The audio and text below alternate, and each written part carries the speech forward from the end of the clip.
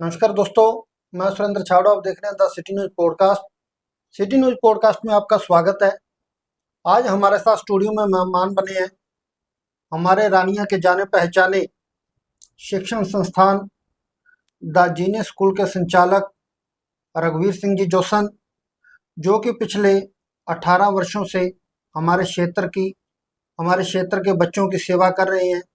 सो लगातार the genius school बुलंदियां भी छू रहा है। आज एक विशेष विषय पर रघुवीर सिंह जोशन जी से चर्चा करेंगे।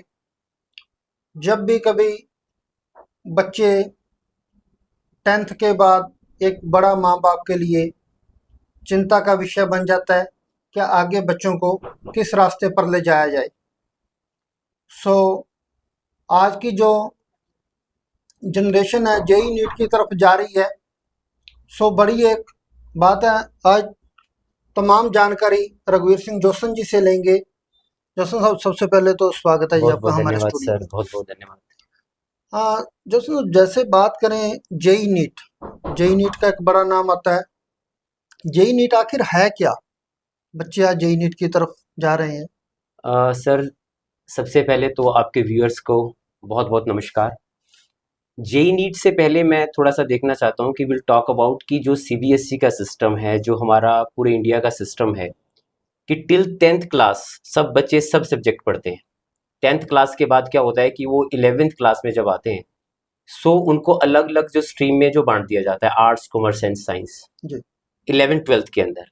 अब 11th 12th ये करने के बाद when they want to go to college, so अब उसके बाद कुछ एंट्रेंस जो टेस्ट हुआ करते हैं, उन एंट्रेंस टेस्ट में से 2 टेस्ट हैं, जेई और नीट जी। अगर कोई इंजीनियरिंग कॉलेज में जाना चाहता है तो उसको जेई का एग्जाम देना है, जेडब्ल्यू का।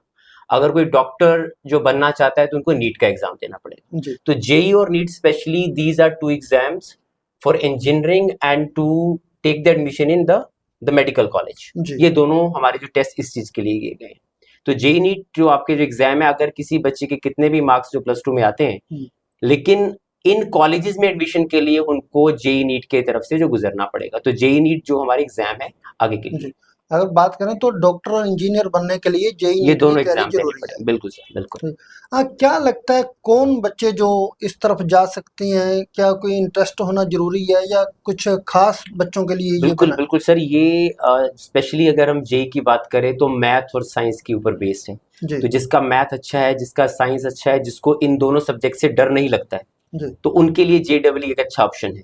और नीट के लिए बात करें तो यस, क्योंकि फिजिक्स उसमें भी है तो मैथ वहां भी अच्छा होना जरूरी है, लेकिन वहां पे बायो आ जाती है। तो अगर किसी का मैथ और साइंस में इंटरेस्ट है और दूसरा उनको जो कुछ करने का जुनून है इंजीनियरिंग और डॉक्टरी फील्ड में, तो ये जो एग्जाम उन बच्चों के लिए है। तो ये एग्जाम जो मैं ये कहूंगा, जिनका मैथ और साइंस के अंदर इंटरेस्ट है वो बच्चे इस लाइन में जा सकते हैं। इसकी तैयारी का अगर समय की बात करें, कौन सा समय सही रहता है? बच्चे किस समय जो देखिए सर, अभी जो ट्रेंड है कि बहुत सारे बच्चे जो हैं वो +1 में इसको शुरू करते हैं जी। बहुत सारे बच्चे +2 के बाद भी शुरू करते हैं। They just drop 1 year and after that they started. But actually जो मुझे लगता है, we need to start with foundation means 7th class से हमें ये शुरू कर देना चाहिए। 7th क्लास में मैथ और साइंस का जो लेवल है उसको थोड़ा और इंक्रीज करें। और जो बच्चे इंटरेस्टेड हैं मैथ और साइंस के अंदर और जिनका जो पैशन है मैथ और साइंस, तो तभी से अगर हल्की फुल्की तैयारी उनकी शुरू करवा दे फाउंडेशन के रूप में, something like extra syllabus of math, extra that syllabus of science, कुछ MCQs टेस्ट, तो फाउंडेशन सीरीज के नाम पे you can start with from 7th standard.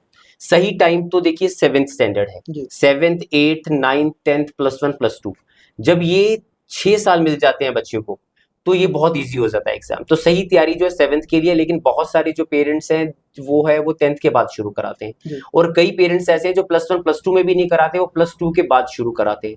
तो बट मुझे ये लगता है जो क्लास 7th का टाइम है वो बेस्ट टाइम है, और उसमें through play activities, through activities के through we can teach them math and science in like higher level of math and science. तो सही टाइम तो बिल्कुल सही वही है, जैसा आपने बताया 7th में सही टाइम है जी। 7th के बच्चे की एज लगभग 13-14 साल के करीब होती है। कई बच्चों पर ज्यादा प्रेशर नहीं पड़ेगा? नहीं, एक्चुअली वही मैं बोल रहा हूँ कि थोड़ी सी एक्टिविटी मेथड्स हमें जो वहाँ अप्लाई करने पड़ेंगे। एक्टिविटी मेथड मीन्स आप बच्चे को, ये टीचर के ऊपर जो डिपेंड करता है, आप उन बच्चों को उस तरह टीच नहीं कर सकते जैसे आप लोग 11th 12th में टीच टीच करते हो, आपको थोड़ा सा मेथड्स को चेंज करना पड़ेगा, प्ले वे में लाना पड़ेगा, जिससे क्या होगा बच्चों को पता भी नहीं चलेगा कि they are just preparing for JEE और नीट।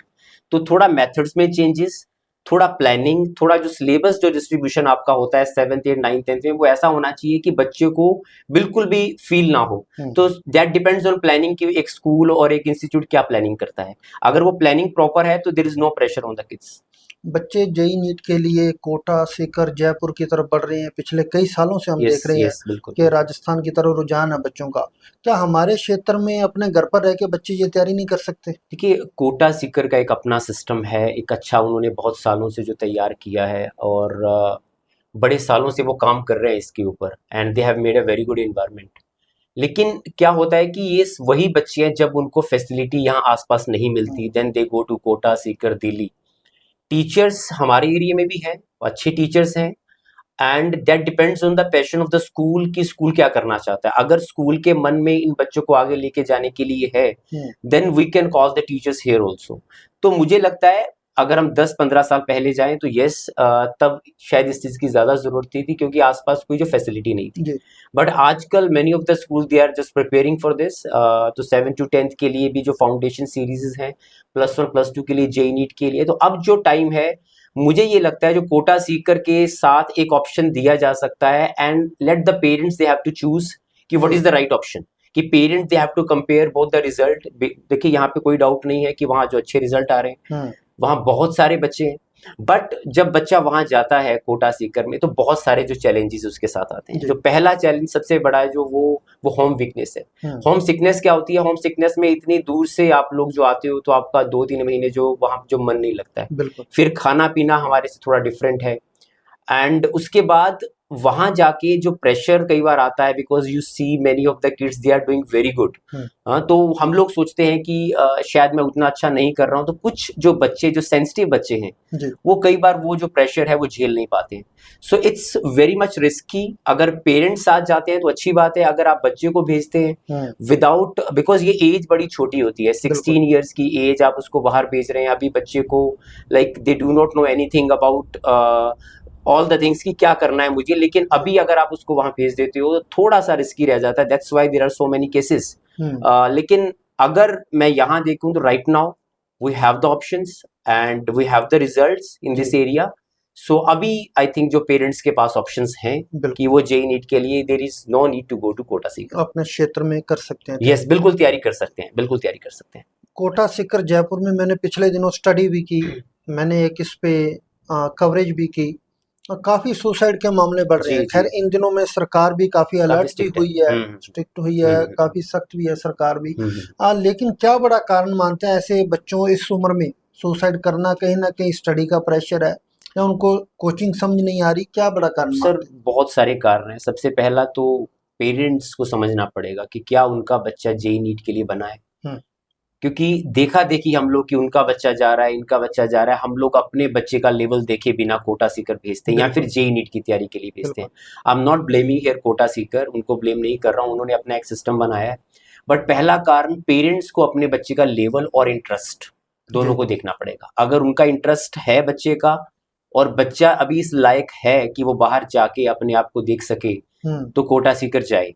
लेकिन अगर अब मैं देखूं कि वहां पे क्यों इतने सारे जो केसेस हैं, तो दूसरा कारण मुझे लगता है कि जब होम सिकनेस होती है and there is a pressure on the kids कि मैं शायद अच्छा नहीं परफॉर्म कर रहा हूँ, और उनको लगता है कि मेरे पेरेंट्स का मेरे ऊपर जो प्रेशर है, मैं पेरेंट्स को क्या जवाब दूंगा, इतनी जो पेमेंट दे चुके हैं। तो बहुत सारी चीजें जो माइंड में चल रही होती है, वो इतना सारा जो माइंड में चलने के बाद जो माइंड जो ब्लॉक हो जाता है, तो उसके बाद जो बच्चे को कुछ सोचता नहीं है कि मैं क्या करूं।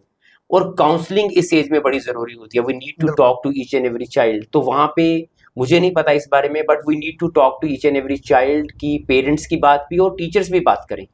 और अगर वो सब चीजें हों तो शायद ये चीजें ना हो। लेकिन अब जो गवर्नमेंट बड़ी स्ट्रिक्ट है, वहाँ पे बहुत एक्टिविटीज भी साथ साथ हो रही हैं ताकि जो बच्चे जो थोड़ा साथ साथ एंटरटेन कर पाए, जो रिक्रिएशन हो पाए। बट एक रीजन नहीं है, बहुत सारे रीजन है जिसमें जो पेरेंट्स भी हैं और वहाँ का जो स्टडी मटेरियल है, या बहुत सारे जो बच्चे एक साथ आते हैं तो प्लस पॉइंट के साथ साथ कुछ नेगेटिव पॉइंट भी आते हैं। तो बहुत सारी चीजें सोच के जो पेरेंट्स को चलना चाहिए कि उनका बच्चा इस इंटरेस्ट के लिए है या नहीं है, और उसके बच्चे का लेवल भी है कि नहीं। अगर उस बच्चे का इंटरेस्ट है तभी भेजें, और अगर उनको आसपास ऑप्शन नजर आ रहा है तो वो सबसे ज्यादा अच्छा है, because they can do counselling at home. आज बच्चे को खाना जो घर का मिल रहा है, और अगर बच्चा जो प्रेशर में आएगा तो इमीडिएटली दे कैन टॉक। तो बहुत सारी चीजें हैं, कोई एक रीजन नहीं है। और मैंने जहाँ तक स्टडी की, कहीं ना कहीं जो हरियाणा पंजाब से बच्चे जा रहे हैं, कहीं ना कहीं वहाँ नशे में लग गए, घर से दूर हैं, माँ बाप से दूर हैं, गलत संगति में पड़ के कहीं ना कहीं नशा भी एक बड़ा कारण हो सकता है सुसाइड का। देखिए सर, हर जगह ये बात आजकल आ रही है, जहाँ एक साथ यंग जो ब्लड होगा, there are chances of this drugs all things. ये इसका मतलब नहीं है कि जो कोटा सीकर के इंस्टीट्यूट ऐसा करवा रहे हैं, बट यस, जब यंग ब्लड होगा तो जो इस तरह के लोग हैं वो अपना वहाँ पे जो धंधा करने की जो कोशिश करेंगे, तो बिल्कुल देर आर चांसेस, जहाँ जो प्लस पॉइंट है वहाँ इस तरह के जो हैं चांसेस की नेगेटिव पॉइंट्स होने के भी। तो कहीं ना कहीं ये रीजन भी बिल्कुल इन्वॉल्व है, क्योंकि बच्चे वहाँ बिल्कुल अकेले होते हैं, पेरेंट्स के साथ नहीं है। तो थोड़ा सा जो बच्चे अपने आप को जो रास्ता नहीं दिखा पाते हैं कि what is the right direction, what is the right way, तो बिल्कुल आई थिंक ये भी एक कारण हो सकता है। हमारे क्षेत्र को हमेशा ही पिछड़ा क्षेत्र कहा जाता रहा है, रानिया खास करके पिछड़ा क्षेत्र माना जाता रहा है, लेकिन आज जीनियस स्कूल बड़ी अच्छी तैयारी करवा रहा है बच्चों को। आप क्या प्रयास कर रहे हैं इन बच्चों के लिए, जो बच्चे माँ बाप से दूर ना और यहीं रहकर अगर जेईई नीट की तैयारी? सर, मैं सबसे पहले बताऊं कि अकेला जीनियस स्कूल नहीं, हमारे जो इस क्षेत्र के सारे स्कूल ही बड़ा अच्छा काम कर रहे हैं, बहुत अच्छी मेहनत कर रहे हैं। मैं रानिया के सारे स्कूल्स को बहुत बधाई देता हूँ। सब लोग बहुत अच्छा काम कर रहे हैं, हर एक की मतलब एक एक चीज के ऊपर काम कर रहे हैं। और अगर हम अपनी स्कूल की बात करें तो यस, हमने 7th क्लास से जो फाउंडेशन शुरू किया हुआ है, लास्ट ईयर से शुरू कर रखा है हम लोगों ने।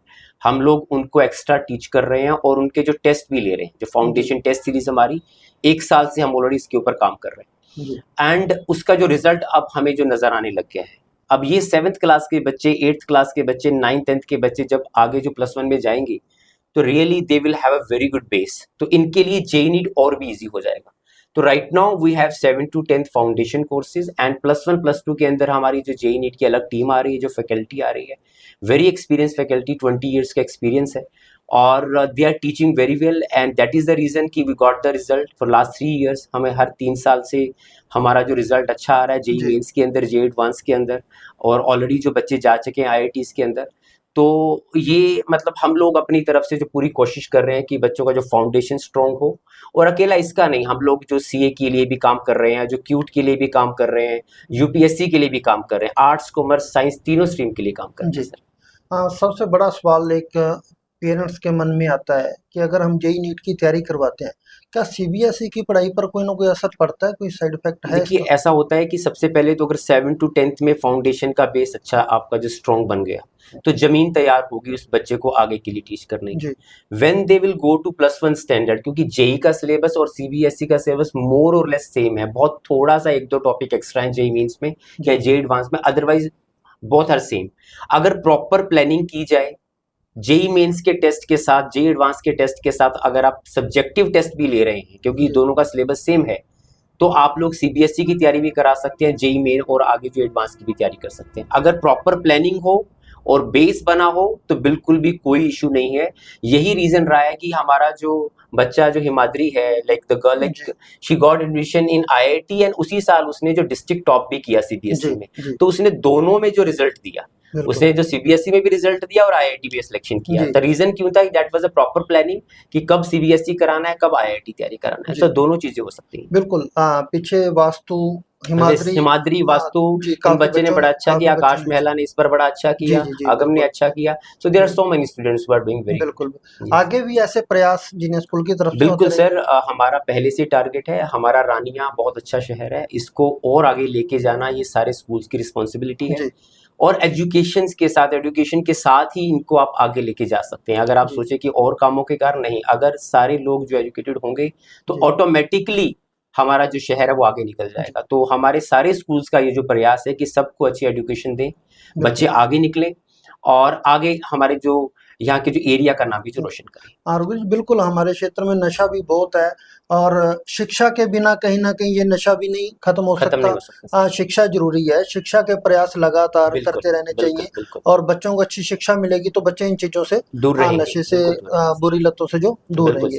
जी, बहुत बहुत धन्यवाद रघुवीर जी, बहुत अच्छा आपने thank you very much knowledge दी, और हमारे दर्शकों को पसंद आएगी। जी बहुत बहुत धन्यवाद। Okay, thank you so much, thank you everyone. मैं सब जो व्यूअर्स हैं उनसे कहूँगा कि इस वीडियो को ज़्यादा से ज़्यादा शेयर करें ताकि जो ये नॉलेज है वो सब तक पहुँचे और सभी लोग जो आगे जो फाउंडेशन और जेई नीट की तरफ, क्यूट की तरफ, सीए जो फाउंडेशन की तरफ आगे जाएं और इस एरिया को आगे लेके जाएं। जी, थैंक यू बहुत सो बहुत मच।